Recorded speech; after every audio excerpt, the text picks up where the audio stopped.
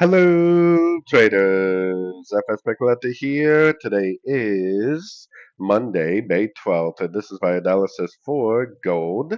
If you haven't done so yet, definitely do check out my free Discord channel. It's a link down here in the corner at the end of the video. And also make sure to take a look at my website, fxpipcollector.com. Watch the video on my home screen to learn more.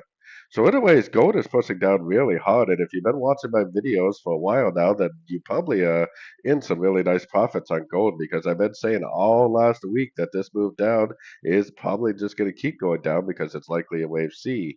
I definitely am still looking at this as an A.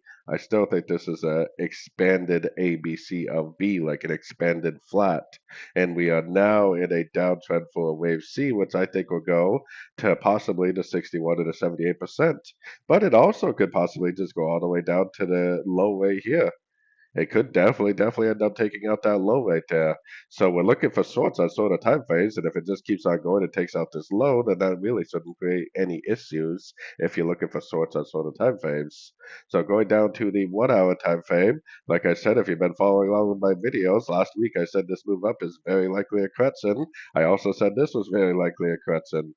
So hopefully you've been getting some of these sorting opportunities. Now I definitely would only be looking for shorts personally, and I definitely wouldn't be trying to go short right now. So for me, the only strategy is to be patient, to patiently wait for another three-way pullback, which may or may not happen now. I mean, it could possibly just keep on drifting down, but when the next pullback happens, that is where I would be looking to get short again for the continuation of this move down, which I do think is likely a wave C of wave 4.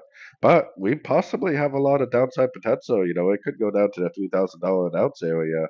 So I would continue to look for shorts while we learn and earn how big this wave C is actually going to turn out to be. So anyways, don't forget to like and subscribe. And as always, thank you for watching and happy trading.